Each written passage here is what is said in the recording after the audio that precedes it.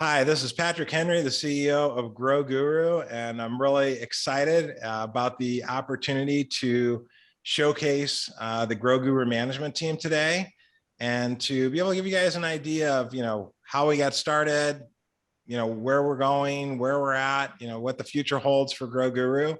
And I feel incredibly fortunate and blessed to be working with just an incredible team of people that have an incredible work ethic, technical experts in their field, actually a lot of passion and love for what we're doing, not only for farmers, but for the agriculture industry in general. And with that, I'll kind of pass the baton around, let everybody introduce themselves. We're just gonna have a few question and answers and kind of a little discussion, and hopefully you guys will enjoy this. So with that, why don't we start with Jeff, then we'll go to Vince, then we'll go to David, then we'll go to Farouk. Why don't you guys introduce yourselves, and then we'll have a little discussion. Hi, my name is Jeff Campbell. I'm a co-founder of GroGuru, and my role as chief scientist. I'm predominantly responsible for the Bugs wireless underground system. Vince? Yes, good morning. Oh yeah, sorry. Good morning. This is Vince Ferrante with GroGuru. I run our sales organization and our field tech team, and just appreciate the time you're giving me here. G'day, I'm David Sloan, Chief Agronomist with GroGuru. I'm an Aussie. I've been living in the US for the last 13 years, but did a PhD in agronomy in Australia, and been working in soil moisture sensors in Australia, the US, and other countries around the world, probably for the last 25 years. So got a lot of domain expertise, and here to help the team. I'm Farouk, a co-founder of GroGuru, and my background is more in machine learning, artificial intelligence, wireless technologies, etc. And we have been applying this expertise of mine in the area of agriculture, a space where there's a lot of potential to make a big difference in the life of human beings. All right, thanks you guys. So why don't we start with Farouk and then Jeff about, how did you guys start this company? I mean, what inspired you, and what problems were you trying to solve? And tell me a little bit about that. Well, it all started with my green thumb, although it looks brown right now, but with my lack of a green thumb, rather, if I can say that. And the initial thought was to have GroGuru focus on the residential market, something like a Nest for the gardens or something along those lines. Nest being a company that Google purchased for some 3.3 billion plus US dollars or something along those lines. But very quickly we found out with experimentation and working with Jeff as part of that residential market there's a bigger market than the residential market. We also tested our product in the commercial landscaping market. But then when we looked at the commercial farming market, we saw that it was quite huge. And not only that, the farmers there needed a lot of help. And with the upcoming expectations of adding billions of human beings to planet Earth, we definitely need to solve this problem. And GroGuru had the capabilities to do that. That's why we started looking at commercial farming and helping farmers making their decisions about when to apply water, how much water to apply, and all of that stuff. Jeff? Yeah, my family has been involved peripherally in agriculture since I was born. I was born in Lincoln, Nebraska, obviously a big farming area. And I've been involved in soil moisture sensor design and interpreting soil moisture data in agriculture for over 30 years. And what's predominantly driven my excitement and interest in this is when I started, just soil moisture sensors were not even available at a reasonable cost with good accuracy. That problem's been solved. The farmers now realize the value of this information. That problem's been solved. But one of the major impediments to this really breaking out and being used widely is just the problem with installing and maintaining the system. And the big problem you get into is all these sensors are cabled to an above ground telemetry unit. The problem with that cabling is it's in the way of all this heavy farming equipment. It's subject to damage. And so that has to be put in, the sensor has to be removed and put in all the time as you're doing these agricultural operations, particularly around planting and harvesting. This causes an enormous strain for labor and time. And it also degrades the data because every time the sensor is put in and removed, you get a whole new data set and a whole new time where the sensor has to re-equilibrate to the soil. So what gets me really excited is the WUGS wireless part. That allows a sensor to remain buried underground and communicate to above ground telemetry unit. That allows the sensor to remain in the ground and saves all this labor and makes the system much easier to install and maintain. And I think that's what's exciting because that can really drive the adoption of soil moisture monitoring, which everyone now understands the importance of. And that can really help with food production and saving water as well as with the environment. Yeah, it's really interesting when for the audience purposes, and all these guys know this story, but when I met Farouk and Jeff, they basically already deployed products in the indoor growing market and in the California market for permanent crops, for fruit and nut trees. But they were working on this breakthrough technology, which we now call the wireless underground system, the WUGS. And I asked Jeff, why did you decide to do this? And he said, well, when you're knee deep in mud in a cornfield and it's 100 degrees outside and you're trying to get a soil sensor out of the ground so they can harvest this crop, you got to be thinking there must be a better way. And I think that's what the wireless underground system is really all about, is it is the better way. It's the scalable solution. It solves all of those problems that Jeff was just talking about in terms of scalability. It's a permanent install. You don't have to annually install and remove it. We have plus the software piece, which we'll get into in a bit. But that's been, I think, the real breakthrough technology part of it, where others have failed, where we believe that we will succeed. And we started deploying the wireless underground system in spring of 2019 commercially, initially in the Texas Panhandle, where David Sloan has a ton of experience. So David, why don't you kind of take us from that point, where we initially started deploying to kind of where you think we are now? Wow, what a journey. When I think about where we were 3 years ago, when I joined because of what Jeff and Farouk had built. We didn't even have a prototype of the wireless underground system, but put the first ones out, and man, they worked like a charm. And from there, we went commercial in 2020, and we were in our second commercial season.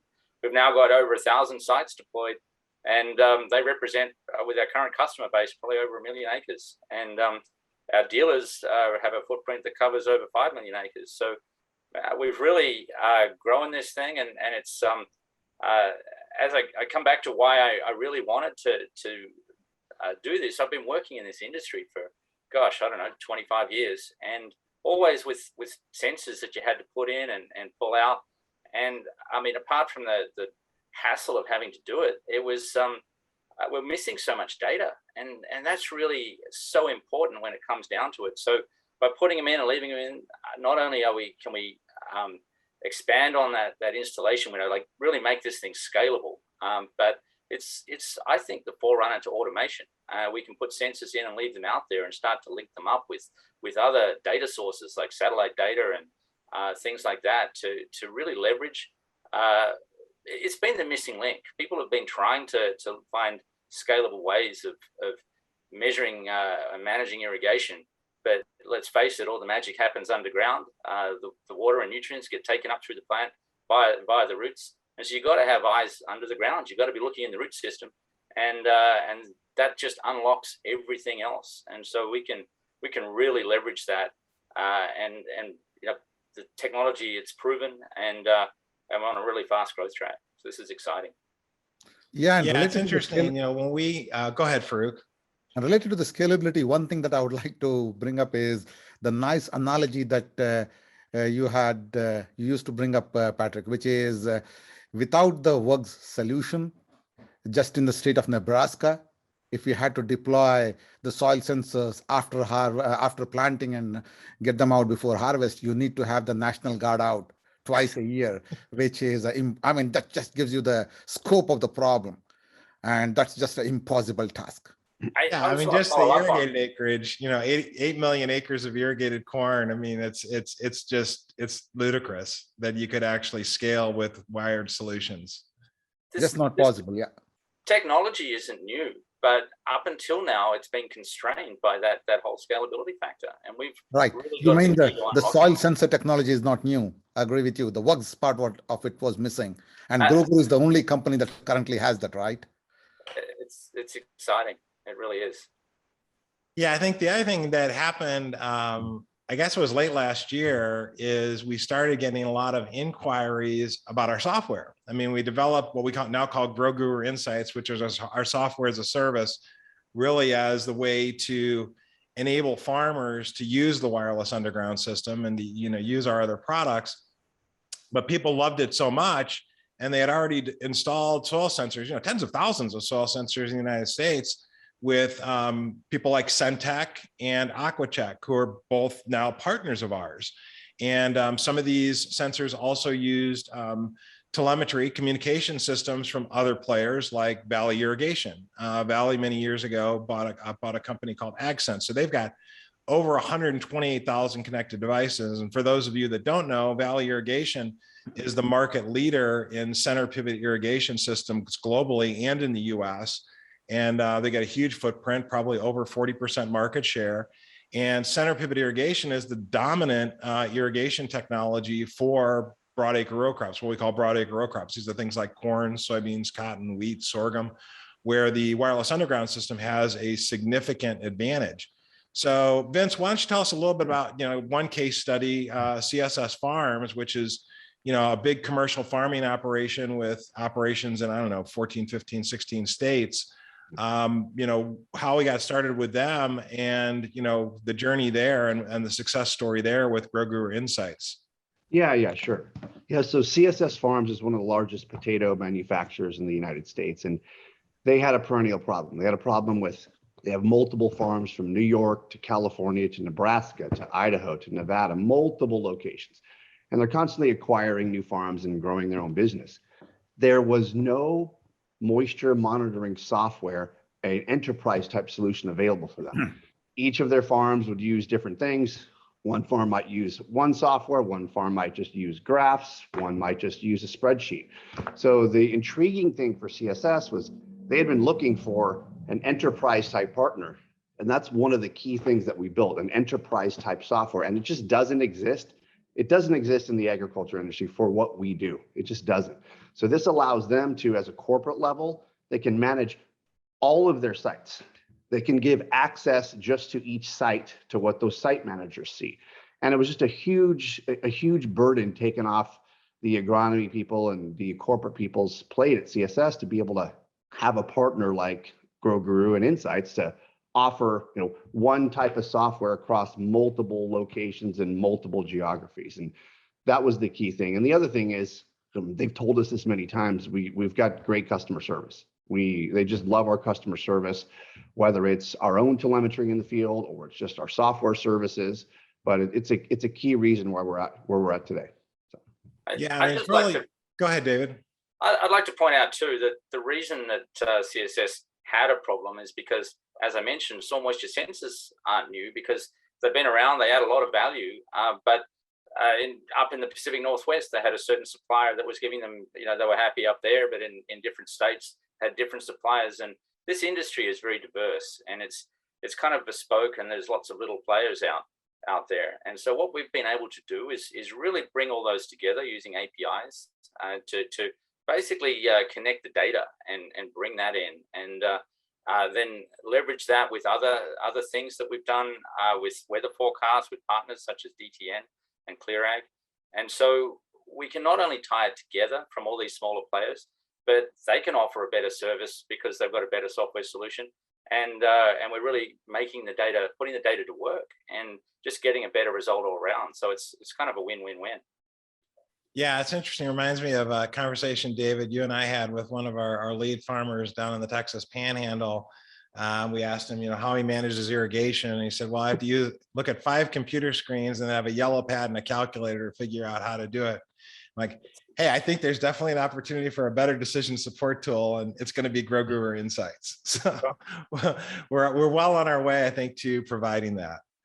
And the industry is validating that too. So Yeah, definitely. I mean, people are liking what we're doing. That's for sure. And that's partially because we're listening to our customers and really doing that. I think for our listening audience, one thing that's kind of hard to understand if you're not like in the agriculture industry is how complex and difficult farming is.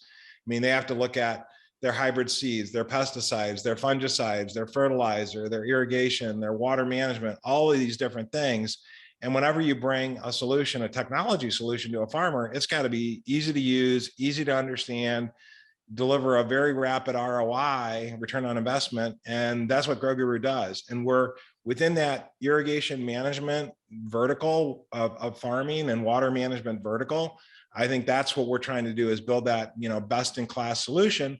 And you can't do it all yourself. I mean, you have to have partners, like we have with Valley Irrigation, like we have, as David mentioned, with DTN for weather forecasts and for crop models.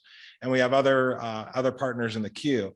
But I think the other piece of this is there's these large farm management systems. Some of them are like John Deere Operations Center or Climate Corp, FieldView, or Granular, or Syngenta Digital. So there's these big farm management systems that cover all of those things we just talked about with seeds and fungicides and pesticides. But we want to be the irrigation module, the water management module within that, and then potentially expand from there where there's other ground truthing. So let's start with you, Jeff, about kind of what does the future hold for us as it relates to the wireless underground system and our roadmap there, and going to mobile WUGs and things like that. How do you envision that? Well, right now our commercial offering is a buried underground sensor cabled with a very short leash to an underground unit that has the WUGs and power that interrogates the sensor. And that communicates to an above ground fixed unit that is a telemetry unit. So it has WUGs, and it also has a radio that telemeters the data that ends up in the cloud. What's exciting about what's going on in the future is we're going to integrate WUGs directly onto the sensor. This allows the sensor to be much cheaper. The overall system is even easier to install. It can be literally drill and drop, and it's done once every 5 to 10 years, and it sits in the ground. The above ground part, now we're working on a mobile feature of WUGs that allows WUGs now to move across the field. That could be on a tractor, it could be on a drone, it could also be on the center pivot itself. Now, with that kind of a system, you now have absolutely nothing on the ground that interferes with the farmer's actions. He can forget about the system, and he can look at the data in real time on an app and never have to think about what he's actually got in the field. The hardware becomes completely secondary. It's just a seamless data stream that he doesn't have to deal with, worry about damaging, worrying about getting stuff out of the field, getting stuff installed, worrying about not having the data before the season starts or after the season starts. All that now becomes easy, cheaper, and much simpler for the farmer to understand and manage. That's really awesome. Farouk, why don't you talk to us a little bit about kind of our software roadmap and what's in the pipeline there, obviously without divulging too much. Sure. So the GroGuru system, if you look at it from a very high level, it consists of two main parts: the Internet of Things, the IoT, part of which that Jeff described. And then the second part is the whole machine learning AI part of it. So we have the ability to get data from the different locations where we have installed, especially with the GroGuru hardware, that no other company currently has. So we have a lot of data. But data by itself is not sufficient. You also need to have the right machine learning models to be able to analyze the data. I mean, the farmer does not want to be in the business of analyzing the data and making decisions and all that. So the data is all there. We need to analyze the data and provide very simple recommendations to the farmer. And that's what the GroGuru system does. And I got to thank David Sloan here quite a bit. I mean, especially with his expertise, with his PhD in how to grow cotton very efficiently, and his more 20 plus years of experience helping farmers grow not just cotton, but corn and soybean. And I'm sure every day I learn more stuff from him. And it's understanding what he's been doing and trying to leverage the data that we have, analyze the data, build the models, and provide very simple recommendations to the farmers so that they just glance at the recommendations on their cell phones, iPads, laptops, whatever they want to, and based on our recommendation, they take actions. And we have seen a lot of impressive results that the farmers have shown as a result of this. Again, as Vince also said earlier, the proof is in the pudding. As they say, a lot of customers signing on, 1,000+ sites currently deployed and all that stuff. But that's what analyze the data, build very precise models, provide very precise recommendations to farmers, and make it very easy for them to digest and understand those recommendations. That is what's there on the software roadmap over the next couple of years. Keep on enhancing it. Yeah, that's awesome. I mean, the artificial intelligence part of it and really presenting the data in such a way that you don't have to look at every site. You know which ones potentially have problems. And it's that moving from data to information to insights, and then eventually to recommendations, where that's the precursor to automation, as David alluded to earlier. I think it's so powerful because farmers are so darn busy and they have such a complex job. To kind of make something simpler for them and easy that they can trust is really important. That moves the needle. I mean, the return on investment on this stuff is a 6 to 8x each growing season. They're getting a 10 to 20% increase in crop yield and a 10 to 20% savings on input costs. So really it's about not only water savings, but water efficiency. So I think it's such a big deal. And, from a global standpoint, from a world standpoint, with our, what's going on with our climate and our planet, in addition to kind of helping farmers. So how about you, David? Kind of where do you see us going, mainly from the business development, strategic partnership standpoint over the next few years? Sure. Before I get to that, I just wanted to just highlight the fact that what Jeff has been able to do is provide scale on a physical level in terms of the data collection. We don't have to put them in and pull them out anymore. And what Farouk has been able to do is provide scale on a data interpretation level. So this stuff is kind of like an X-ray is to medicine or an ultrasound is to medicine. It's fundamental. You gotta know what's going on in the root system, not just for irrigation management, but for managing drainage, for managing all sorts of different things. That the plant is the sensor, but up until now it's been constrained, and so we're really going to break free of that thanks to the hardware and software that Jeff and Farouk have built. And so what the future, we've got some big companies that are really interested in what we're doing, because they looked at sensors before and were trying to solve that scalability problem. And so I see us partnering up as kind of being the missing link in the jigsaw puzzle, or a cog in a bigger machine. Because let's face it, agronomy, or you said it, farming is hard and there's so many different things you've got to do. But if we can automate probably what is the most integral part of what's happening under the ground where you can't see it, I think that is got a such a huge relevance and importance in big ag. And once we can, well, as I said, we're automating it, so it then becomes the precursor to automating a lot of other functions out there, and really lifting the bar on productivity, really enhancing water use efficiency. Most farmers, very few irrigators I know, are doing it perfectly. That's no disrespect to irrigators, but they're doing as good as they can with trying to juggle so many other things, or without the information. It's kind of like flying blind. So we can really use technology to improve profitability and the environmental outcomes. So I'm excited. This is really, the future's bright.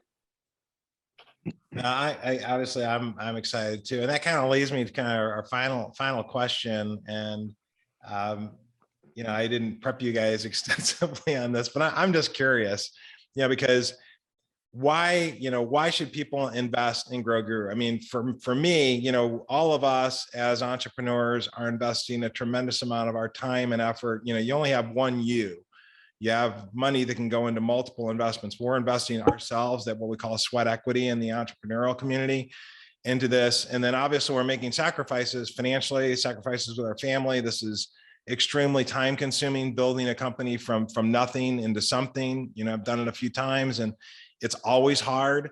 But why this company? Why GroGuru? Why what we're doing? Why is that important to you personally? And why are you investing in this, both your money and your time, effectively? And why do you think other people should invest as well? Maybe we'll start with you, Farouk, since you were the first guy here.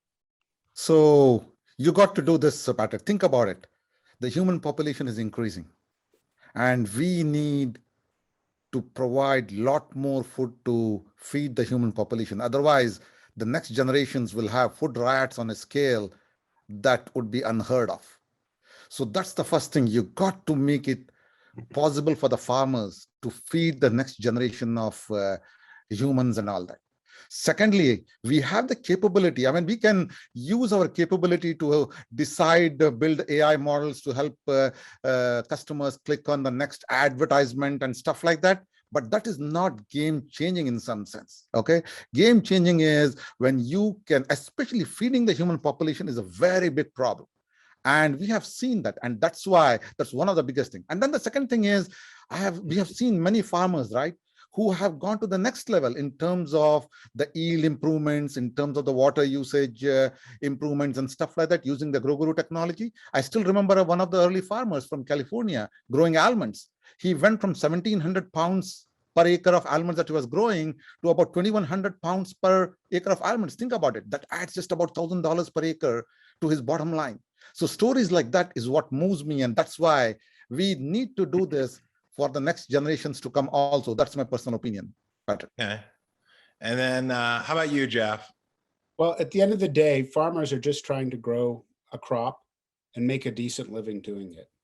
And it's a very tough business. It's capital intensive with high fixed costs, and it's a challenge. And so what excites me is giving tools to farmers that allow them to better manage that land and then make the efficiency and the productivity as high as it possibly can be.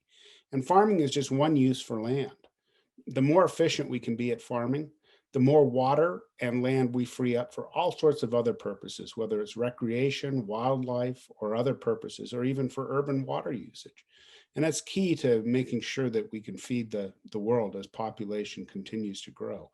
And food is still very insecure in many parts of the world. So increasing food supply and making it cheaper is a huge driving force for what excites me. And the other thing that really excites me about GroGuru is just the team. I have one part of the solution, but the technology of the hardware and the WUGS part is only one part of the solution. You need people who can interpret the data like David Sloan, people who can manage and distribute the product like Vince Ferrante, people like Farouk who manage the telemetry and the information and the automatic or artificial intelligence that allows you to turn the data into actionable items, and Patrick who leads the circus of all of us, working together on this. So I think that's what excites me is this, the team that we put together with so many important and diverse skills.